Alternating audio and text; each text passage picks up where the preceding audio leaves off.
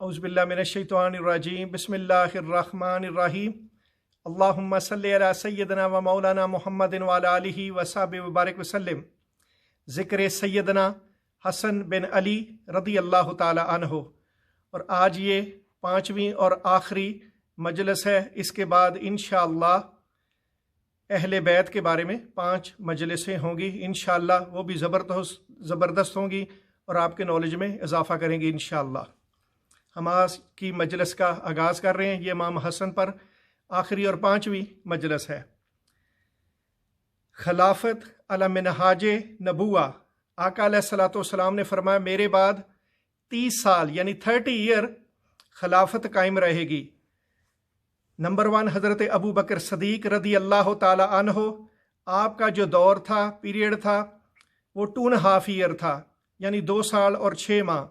और नंबर 2 हज़रत उमर रदी अल्लाह ताला अन्हो। आपका खिलाफत का जो टाइम था वो 10 साल था, 10 ईयर। और हज़रत उस्मान गनी रदी अल्लाह ताला अन्हो। आपका 12 साल और 6 माह, 12 ईयर 6 मंथ था आपका जो पीरियड था, टाइम था खिलाफत का। और इसके बाद हज़रत अली करमल्लाहु वजहो। आपका 4.5 साल यानी 4th ईयर 6 मंथ आपका टाइम था खिलाफत का। और इसके बाद 5वें खलीफा हज़रत हसन अलैहिस्सलाम का 6 माह का ये टाइम था खिलाफत का।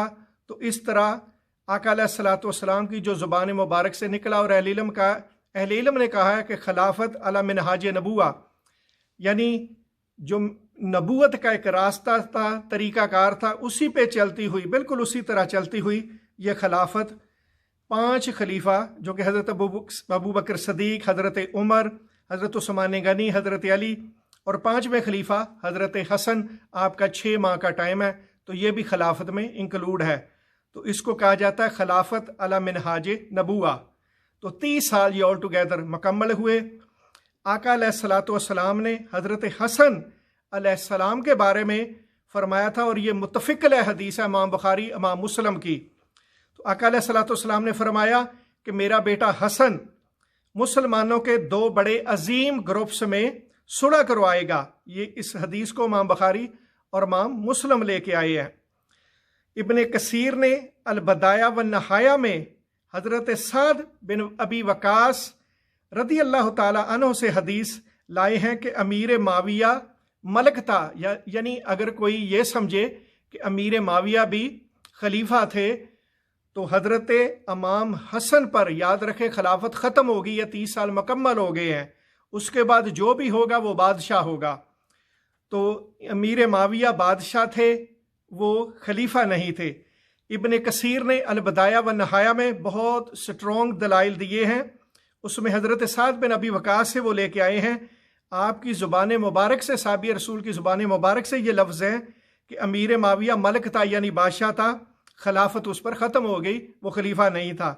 और आगे मुल्ला अली कारी ने मुस्लिम शरीफ की जो चंद बड़ी मशहूर शरह लिखी गई हैं उनमें इमाम नववी भी है और मुल्ला अली कारी ने भी शरह लिखी उम्दतुल कारी।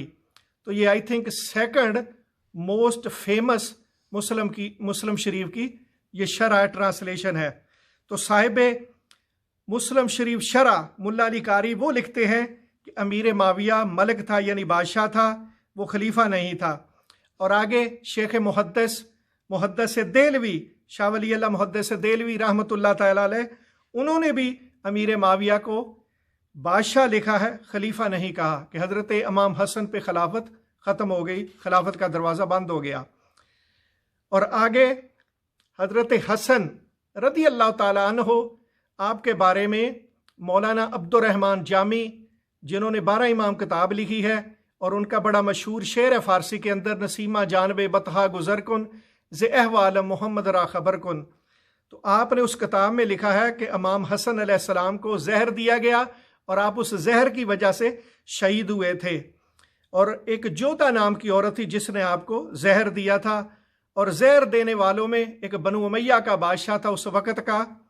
तो उसके ज़रिए इस औरत ने आपको जहर दिया था।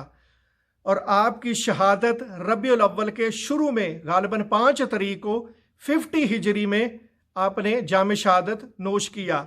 और आपकी कब्र अनवर जन्नत उल बकी में है। जब आप गुंबद खिजरा अलैहिस्सलाम, आका अलैहिस्सलाम का जो गुंबद खिजरा है, वहाँ से जन्नत उल बकी की तरफ आएँ, बाब जबरील के दाएं तरफ जो दरवाज़ा है वहाँ से दाखिल हो तो सामने अहले बैत की कब्रें हैं।